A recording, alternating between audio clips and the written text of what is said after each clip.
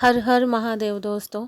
आज मैं आपके सामने निर्जला एकादशी व्रत कथा लेकर आई हूँ। आप सब इसे ध्यान पूर्वक सुने। प्राचीन समय की बात है कि महाभारत काल में पांडवों में सबसे बलशाली और भोजन प्रिय थे भीमसेन। भीम का शरीर बहुत शक्तिशाली था और उन्हें अत्यधिक भूख लगती थी। वे एक समय में बहुत अधिक भोजन कर लेते थे और बिना खाए रहना उनके लिए अत्यंत कठिन था। पांडवों की माता कुंती और बड़े भाई युधिष्ठिर भगवान विष्णु के परम भक्त थे। वे हर महीने आने वाली दोनों एकादशी का व्रत बड़े नियम और श्रद्धा से करते थे। इस व्रत में दिन भर अन्न और जल का त्याग करना होता है और भगवान की पूजा भक्ति करनी होती है। भीमसेन भी अपने परिवार की भक्ति भावना को देखते थे, परंतु वे एकादशी का व्रत नहीं रख पाते थे। उन्हें लगता था कि वे बिना भोजन और जल के पूरे दिन नहीं रह सकते। कई बार उन्होंने प्रयास भी किया, लेकिन उनकी तीव्र भूख के कारण वे सफल नहीं हो पाए। एक दिन भीमसेन ने अपने गुरु वेद व्यास जी के पास जाकर अपनी समस्या बताई। उन्होंने विनम्रता से कहा कि हे गुरुदेव, मेरे सभी भाई और माता एकादशी का व्रत करते हैं, जिनसे उन्हें पुण्य और भगवान की कृपा प्राप्त होती है।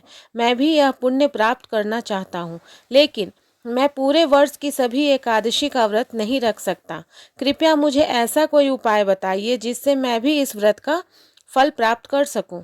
वेद व्यास जी मुस्कुराए और बोले कि हे भीमसेन, यदि तुम सभी एकादशी का व्रत नहीं कर सकते तो मैं तुम्हें एक ऐसा व्रत बताता हूँ जिससे करने से तुम्हें सभी 24 एकादशियों का फल प्राप्त होगा। यह व्रत है ज्येष्ठ मास के शुक्ल पक्ष की एकादशी, जिसे निर्जला एकादशी कहा जाता है। भीमसेन ने पूछा कि गुरुदेव, इस व्रत की विशेषता क्या है? वेद व्यास जी ने कहा कि इस दिन तुम्हें पूरे दिन अन्न और जल का पूर्ण त्याग करना होगा। निर्जला का अर्थ है बिना जल के। इस व्रत में ना तो भोजन करना है और ना ही पानी पीना है। यदि तुम यह व्रत पूरी श्रद्धा और नियम के साथ करोगे तो तुम्हें वर्ष भर की सभी एकादशियों का फल प्राप्त होगा। यह सुनकर भीमसेन थोड़े चिंतित हुए, क्योंकि उनके लिए बिना जल के रहना बहुत ही कठिन था। लेकिन उन्होंने निश्चय किया कि वे यह व्रत अवश्य करेंगे। समय बीता और ज्येष्ठ मास की शुक्ल पक्ष की एकादशी आई। भीमसेन ने प्रातःकाल स्नान किया, स्वच्छ वस्त्र धारण किए और भगवान विष्णु की पूजा की। उन्होंने संकल्प लिया कि वे पूरे दिन बिना अन्न जल के रहेंगे। दिन भर भीमसेन ने भगवान का नाम जपा, भजन किया और अपने मन को संयम में रखा। दोपहर होते होते उन्हें बहुत प्यास लगी, लेकिन उन्होंने धैर्य नहीं छोड़ा। उनका गला सूख रहा था, शरीर कमजोर पड़ रहा था, लेकिन उनकी आस्था और दृढ़ संकल्प उन्हें आगे बढ़ा रहे थे।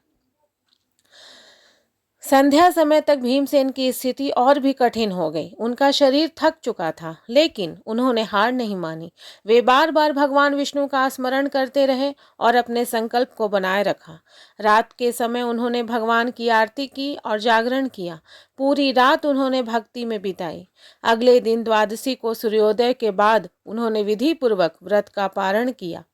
सबसे पहले उन्होंने ब्राह्मणों को भोजन कराया, दान दक्षिणा दी और फिर स्वयं जल ग्रहण किया। जैसे ही उन्होंने जल पिया, उनके शरीर में ऊर्जा लौट आई और वे स्वस्थ महसूस करने लगे।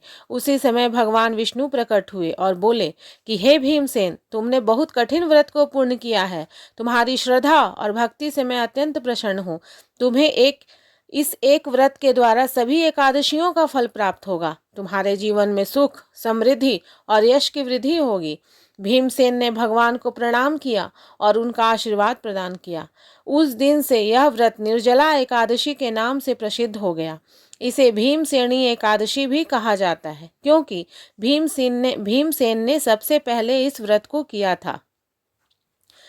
निर्जला एकादशी को सभी एकादशियों में सबसे श्रेष्ठ माना गया है। जो व्यक्ति पूरे वर्ष की एकादशी का व्रत नहीं रख सकता, वह केवल इस दिन एक दिन का व्रत करके ही फल प्राप्त कर सकता है। इससे पापों का नाश होता है, जीवन में सुख शांति आती है, धन और समृद्धि की प्राप्ति होती है, भगवान विष्णु की कृपा प्राप्त होती है।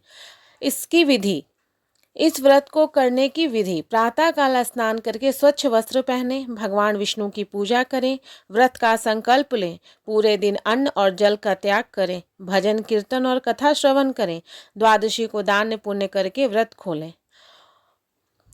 और अंत में मैं यही कहना चाहूंगी दोस्तों कि निर्जला एकादशी केवल एक व्रत नहीं है, बल्कि आत्म संयम, श्रद्धा और भक्ति की परीक्षा है।